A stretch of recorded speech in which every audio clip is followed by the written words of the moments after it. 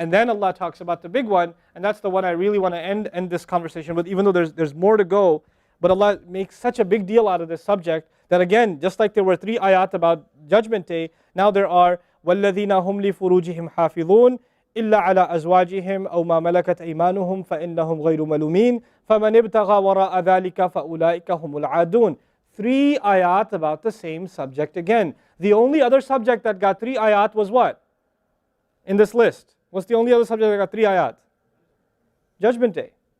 Judgment Day and punishment. This is the next subject that gets 3 ayat. And you know what the subject is? Shamelessness. People who guard their privates. We live in the ultimately shameless world today. The world in which streaming videos off of any website are available on your mobile device. The age in which the pornography industry is a multi-trillion-dollar industry. The point of which, the agenda of which is to make sure every one of you is a consumer of filth in one way or another.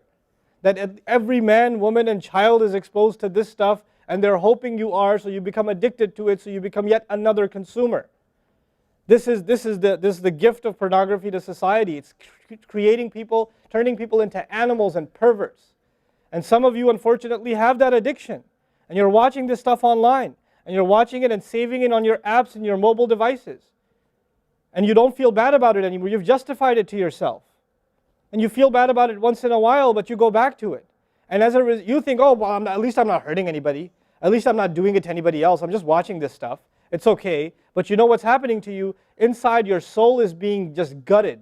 You have no soul left inside of you. So your prayers are empty and you can't even shed a tear in your salat because your heart is so devoid of the fear of Allah because of the filth you've been watching all this time. It's turned you from a human being into an animal. So you can't even look.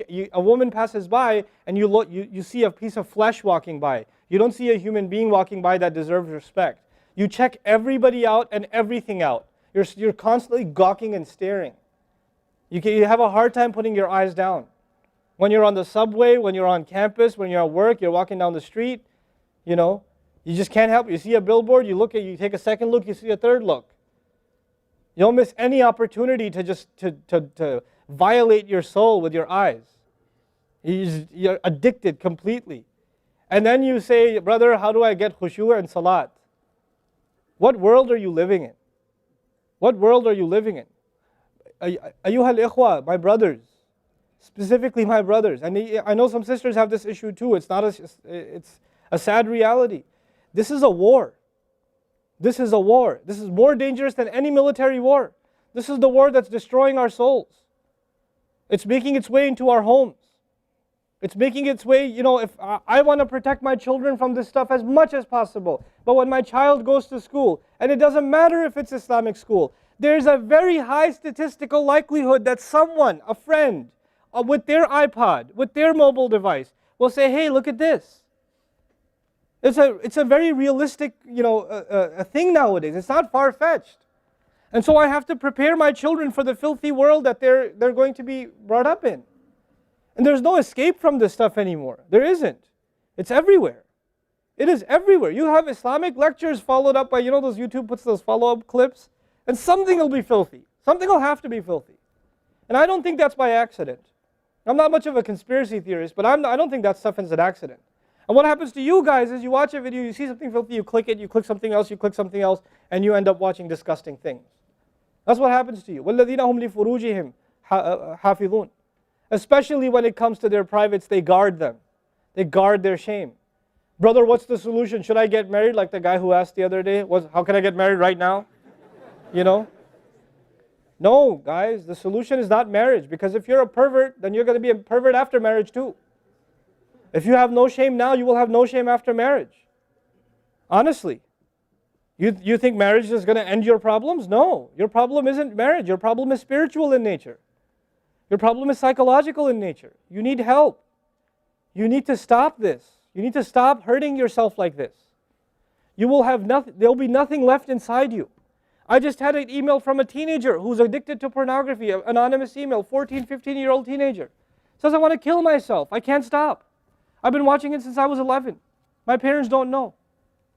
I read this stuff and I cry because he's not one. There's millions of Muslim kids like this. Millions.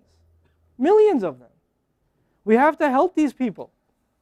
We have to do whatever we can.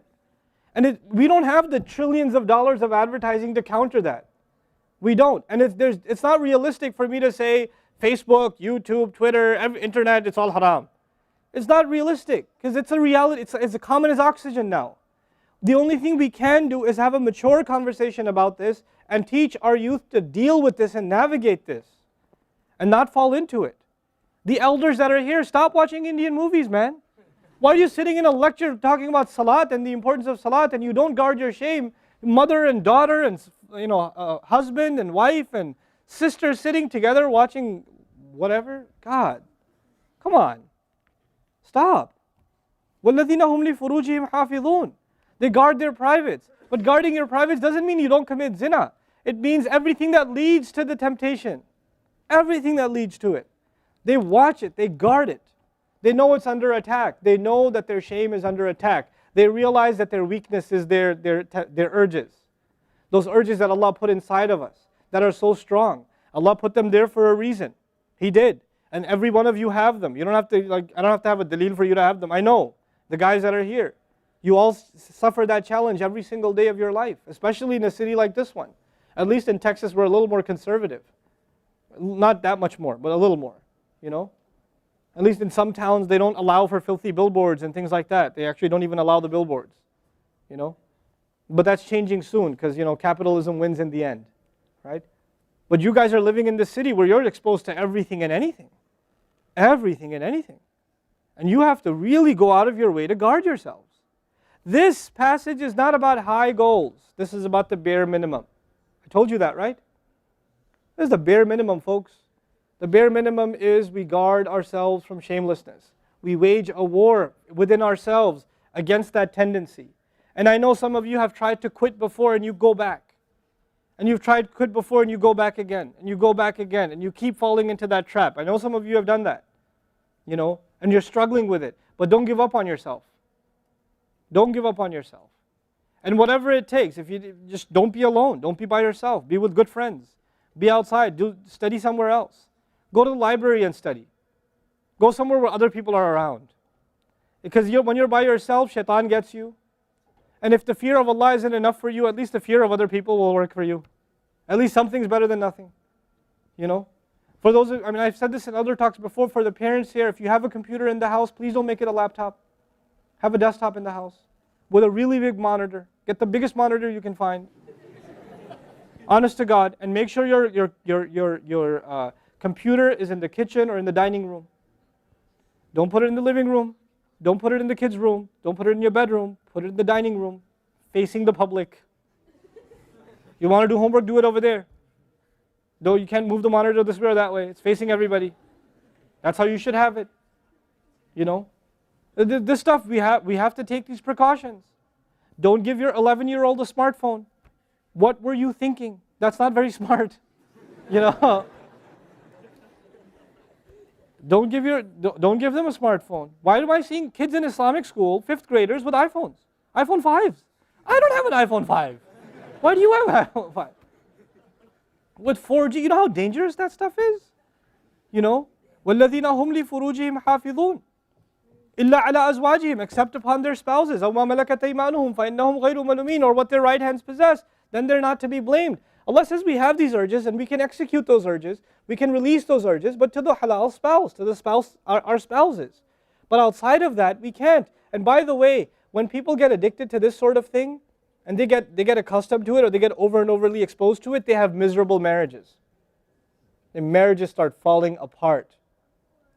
They have this virtual idea of what pleasure means, and they don't find pleasure in their spouse anymore. And there's great fitna that comes into the family. It destroys homes, Muslim homes. That's what's happening in our world today. Allah talks about the people who make salah, and He says, I'm describing the people who make salah because this is the mawsuf, al-musallin, then alladhina, all the alladhinas, all the asma' mawsula here are the wasf, the sifa of it, which means the people of salah are the people who protect their shame, are the people who fear judgment day, are the people who, they are constant in their prayers. These are the people. فَمَنِ ابْتَغَى وَرَاءَ ذَلِكَ فَأُولَٰئِكَ هُمُ الْعَادُونَ. The people who pursue anything beyond that, then they are the ones engaged in aggression. This is an act of aggression. You know when adu is mentioned, or adi, adin from adu, from ada ya'du, right? Al-adun. Al-adawa in Arabic means animosity. Allah says, whoever pursues their urges to be fulfilled outside of the halal, outside of the marriage, whoever pursues that, then they are engaged in an act of aggression. The question is, aggression against who? Because when you say enemy, then you have to say enemy of who? If they've become an enemy, who have you become an enemy to? Allah didn't mention a maf'ul bihi, no jar majroor, nothing related to it. You know what that means? They are an enemy to themselves, their family. They become an enemy even to Allah's teaching. You know, these are the kinds of people. The most important asset you and I have is our hearts. And this shamelessness destroys the hearts. It destroys it. The most precious thing you and I have to preserve is our iman. And these filthy images is destroying your iman. They're tearing your iman apart. Don't let it happen to you. Do not let it happen to you. And I can only talk about this. I can't stop you from doing anything. And nobody else can. You will have to police yourself. You will have to control yourself. You'll have to make the decision, is my iman important enough? Is my salat important enough? You know? Or should I just carry on and pretend? You know what I told you about jazur, right? When you come across evil, you just don't want to deal with it. You just ignore it. There's a lot of people like that. They hear this stuff and they don't deal with it. They just ignore it. And you're jazur. Then you're not from the musallin. Illa al-musallin. If you don't be from the people of jazur, from the jazureen. Don't be from them. The people who just leave it. They don't even deal with their problem. They run from it. And they cave in every time. And they're reactionary. And that's the beautiful thing about the beginning of this passage. Halua, reactionary. Usually we react to temptation. You react to an image and it leads you to a site, which leads you to something else, which leads you to something else. You're constantly reacting to things. You're supposed to learn to have the right reaction, and the right reaction comes when we become people of salah.